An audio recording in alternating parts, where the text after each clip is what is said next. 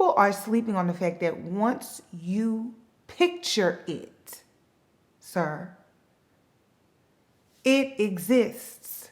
Even if it doesn't exist down here yet, it exists. Everything on this realm was in a mind's eye first, off in the imaginary land.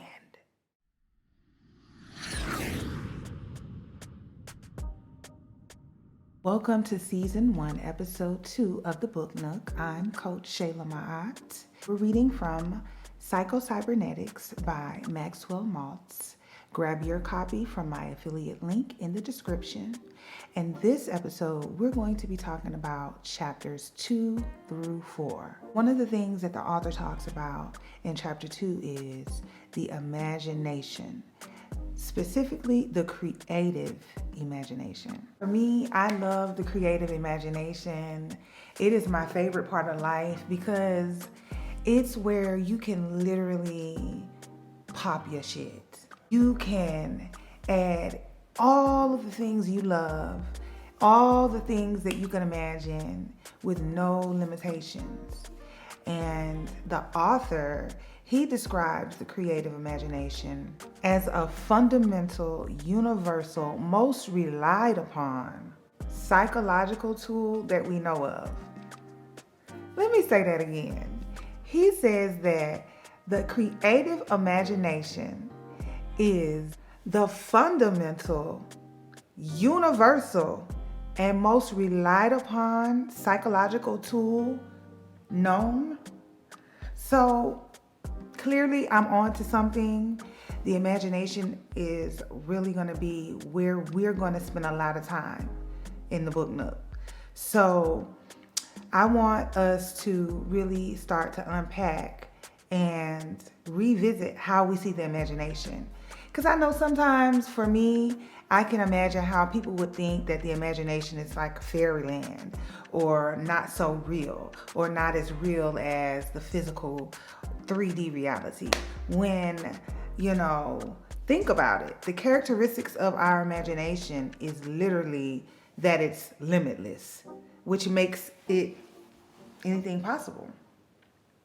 And to know that our imagination is fundamental means that, number one, it's free. So if you can find the time, you can tap into your imagination without any type of taxing and tolling. And that's going to give you access to an abundant amount of power right there that you don't have to have anybody over trying to monetize and take from you, okay? Or charge you. He says that we should be practicing using our creative imagination on a daily basis. Our creative imagination, once we start to use it, activates the subconscious mind. Because if you know the characteristics of one of the characteristics of the subconscious mind is that it needs a target. And so what we vision basically is the target, and the act of visualization is our way to communicate with the subconscious mind. So I can see how that the creative imagination is fundamental and a psychological tool, because visualizing is literally communicating with your subconscious. So that picture in your mind's eye, that very thing, is the target. You're creating it in the imagination, in the imaginary world. And I think people are sleeping on that right there. They're sleeping on the fact that once you picture it, sir, it exists. Even if it doesn't exist down here yet, it exists. Everything on this realm was in a mind's eye first, off in the imaginary land. People are sleeping on the imaginary land. The imaginary land, everything came from it. Y'all are sleeping in the imaginary land. And I'm excited about being able to revisit it and start utilizing it. And according to the author, it's relied upon. Let's start relying upon it. I think that's where our power is. Hey, I hope you're enjoying the content. If so, be sure to like and subscribe and join the official Book Nook book club over on Patreon, where we will be unpacking these concepts even more, where we have weekly homework assignments to help implement these concepts into our transformation and personal development journey. I'll see you at the official Book Nook book club over on Patreon. So the author calls visualization mental picturing. He says that mental picturing activates the subconscious mind. Why? Because the subconscious needs a target. And I can see how that's true. Picturing your target activates the subconscious mind. So last time I checked, that costs nothing but time and focus.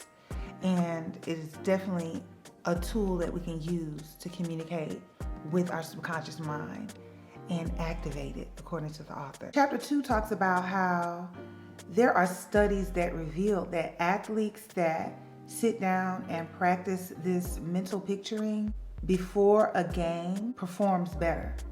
So their mental picturing and visualization literally improves performance. Dr. Maltz also points out how mental picturing before an interview or a meeting is very effective. And I can see how that would be a great tool to use. Mental picturing, I'm pretty good at. I've been doing it for a while, and I do it kind of on a daily basis, and it definitely helps me because I can be on my way home and start to picture what my next few moves are going to be once I walk in the door. And that helps me to be able to go right into it because I already saw it. So it's a rehearsal. You rehearse it over in your mind, and then it becomes muscle memory in reality when you attempt it in the physical realm. And it works. I'm able to, get the top 3 things done when I walk in, which is usually cooking and getting some food started before hangerism kicks in. Because when I get home, I be ready to eat because I don't eat out. I try to eat as clean as possible, so that requires preparation. So in my mind, I'm cutting up tomatoes 3 miles from the house. And in this week's homework exercises, you're gonna find out the power of visualization. So get ready, because we're gonna be doing some mental picturing exercises in our homework for this week. Now, going into chapter 3, Dr. Maltz talks about dehypnotizing yourself. And he used the example of a failing math student that was able to dehypnotize himself from failing in math. And what happened was the teacher put a problem on the board that none of the other students could seem to solve. And the student that was receiving bad and poor grades managed to solve the problem. And that very incident dehypnotized him because he suddenly realized he was capable. And he had the evidence before him in that incident. And that flipped everything in his mind to where his grades flipped and turned immediately into A's and B's. And he was able to pass the class and be a successful math student from being dehypnotized. It seems like the student switched realities. He switched identities, actually. It seems like he tapped into what it felt like to get that problem right. He tapped into what it felt like to be recognized by an authority figure and from around his peers as a winner. And that feeling he was able to embrace and maintain and actually embody. And that was through shifting identities. What he identified with. He no longer identified as a failure. He identified as a student that made A's and B's. I think we could do the same thing in our own lives. How we identify with who we are, And I think that sometimes the proof that we need is right before our eyes if we are able to shift our focus from being reactionary in life. So just like the student was able to slip upon the answer and get it right and prove to himself that he could get things done, I think sometimes our small wins are being overlooked. Those are our aha moments that we can use to shift our identities from failure to winner. Think about it. Do you give yourself enough credit? Do you see the proof, the evidence that you are on the right track? You are headed in the right direction?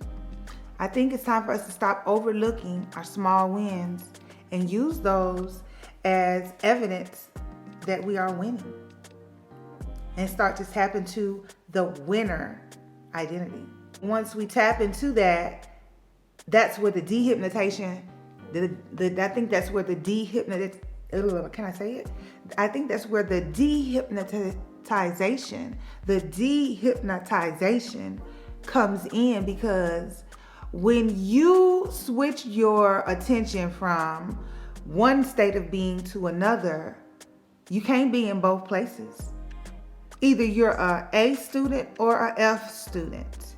And if you could take your small wins from day-to-day life and begin to identify as a winner, then those pesky loser negative beliefs that you have been hypnotized by will begin to dehypnotize, because they're being undone with the good ones. They're being undone with the winning identifications that you're taking the time to plug into by acknowledging small wins in life. Come on now.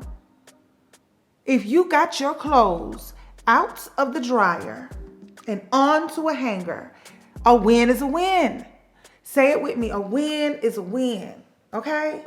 If you made your bed, a win is a win. You see? So I think that's the key. And we're going to tap into that in our homework assignments this week as well. And what's dope is that we're going to be doing some exercises in our homework this week that's going to create that same shift that I'm talking about. That same shift that the failing math student was able to tap into. So get ready for that. Going into chapter 4, the author talked about hypnosis. Now, before you get scared, if you have already read the book, if you haven't, grab your copy. The link is in the description. But the author gets into hypnosis and explains what it really requires. And the truth is, most of us are under hypnosis. It's just acknowledging it. And yeah, it could be scary, but guess what? Just like he talked about dehypnotizing, just because you're under one hypnosis doesn't mean you can't shift into another one. And that's the work. Being able to hypnotize yourself. If we're already being hypnotized, then we should be trying to hypnotize ourselves instead of just letting the old hypnotism from back when or from whatever commercial just run us. Let's hypnotize ourselves, So Dr. Maxwell Maltz talk about how hypnotism is based basically on belief. I said, what? And what he was saying is that our beliefs are formed by 3 major things. And that's when it got deep for me. Authoritative figures, repetition, and trauma. OMG. Because authoritative figures gave me the first clue that he was talking about childhood for the most part. Now, of course, we have authoritative figures like doctors and us believing what they say and feeling the trauma, people being diagnosed with something and then all of a sudden now they're damn near dead. Okay. Or it could be from a teacher, a professor, someone in school that we looked up to, our parents in childhood. Authoritative figures come from many places, but for me, I immediately thought about childhood. And he talked about how our beliefs that cause us to be functioning under hypnosis were formed from authoritative figures, and that was scary for me. Just to think that, okay, some authoritative figures don't need to be authoritating a thing, okay? And to think that these authoritative figures have impacted my life and others and caused us to create informed beliefs that we are to this day hypnotized by made me want to immediately get into the homework and get into the work. So the other thing that he talked about in the book when it comes to these 3 factors that causes the beliefs that support our hypnosis was not only authoritative figures, but repetition. Hey, I hope you're enjoying the content. If so, be sure to like and subscribe and join the official Book Nook Book Club over on Patreon, where we will be unpacking these concepts even more, where we have weekly homework assignments to help implement these concepts into our transformation and personal development journey. I'll see you at the official Book Nook Book Club over on Patreon. Repetition.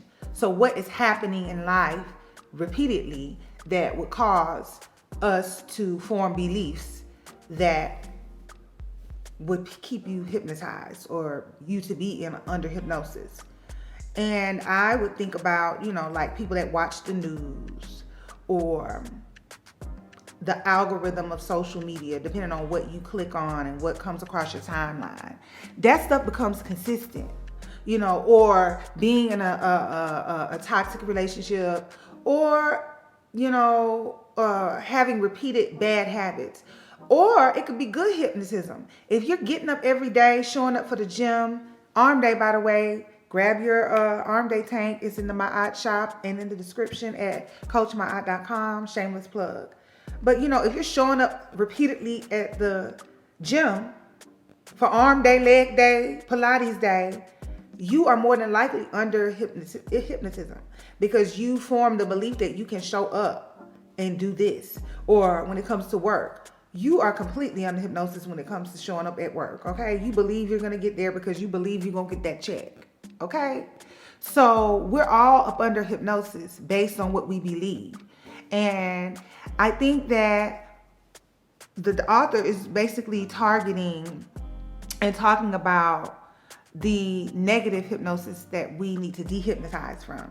Now, the third factor that the author talked about was trauma, and how trauma forms beliefs that causes our hypnosis, the hypnosis that we're under. And that is like the most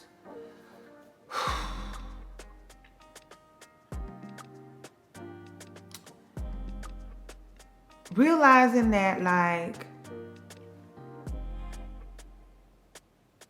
we are all impacted by trauma in a way that forms a more, not permanent, but damn near semi-permanent effect, because it's basically permanent until we meaning go in there and address it and change it. Our traumas impact our lives. So a lot of the traumatic things that we've been through in the past is going to impact us every day until we start to go in and use some of these techniques that we learn in our books and on our personal development journey to undo what beliefs and what trauma has caused. There was a time where I was under a specific hypnosis that was caused by a certain belief that was actually implemented through an authoritative figure in my childhood. And that was just going to school back in the 80s and 90s and growing up around colorist people who would say things and do things to create a belief in me that my dark skin was not attractive and less than, and those beliefs I carried into adulthood and had to unpack and undo, so I can relate to being under hypnosis, thinking that, and I think that society can also be authoritative figures in people's lives. If you're worried about what society thinks, baby, society is an authority in your life, and you need to dehypnotize, because the only thing that society is a group of opinions and people doing things. But you need to tap in and align with the things that work for you, and you need to be your own authority in your own life and not allow people, society, individuals, professionals to be an authoritative figure in your life if they are impacting you in a negative way. Your first authority should be yourself, and giving yourself your own love and your own validation, and being able to be accountable for yourself, and being able to accept your flaws and move beyond the shame of whatever your failure was, and be strategic and learn from your mistakes and just improve and level up. You know, you're the authority, okay? And everything about it points back to you. So take that authority, own your flaws, own your strengths, and build yourself up how you want to be. Big yourself up. And in this week's homework assignments, we're going to reveal some of the places where you may be under hypnosis. So, speaking of homework, let's get into this week's homework assignments so we can start to apply some of these concepts and get into it. Before we get into the homework, let's do a quick recap and talk about the creative imagination and how we should be using mental picturing to rehearse the things that we prefer and desire to see. So leave a comment below with one example how you may be using mental picturing that could be helping you or that you can start to do. De-hypnotize yourself. That boy in that math class figured out that he was a genius and he tapped into a new identity. And that de-hypnotized him from ever being a failing student, and you can do it too. Leave a comment below if you're ready to de-hypnotize yourself and tap into your genius. And number 3, the author talked about hypnotism and how the 3 factors are your authoritative figures, repetition, and trauma. Leave a comment down below if you have any ideas of some of the ways you may be under hypnosis. And if you're not yet a part of the Book Nook Book Club and want to be a part of the homework assignments, then click and register with the My Op Portal Patreon transformation community, where you'll be able to be a part of the official book club over there and have access to our weekly homework assignments and more. I'll see you in the My Op Portal on Patreon. I'm enjoying this book because it's showing us how the mind works. I love being able to apply these concepts in my day-to-day life. If you haven't ordered your copy of Psycho-Cybernetics by Maxwell Maltz, you can find my Amazon affiliate link and get your copy and begin to grow your book collection with me. Join me on the next Book Nook, where we're going to talk about Chapter 5, Rational Thinking. If you're a part of the Book Nook, get into the homework. It's going to be due next Friday, and I'll see you inside the Patreon. Remember to like and share and subscribe and follow Coach Shayla Ma'at on all socials. I'm on TikTok, Twitter, Facebook, Instagram, and YouTube. Watch this video, and I'll see you over there.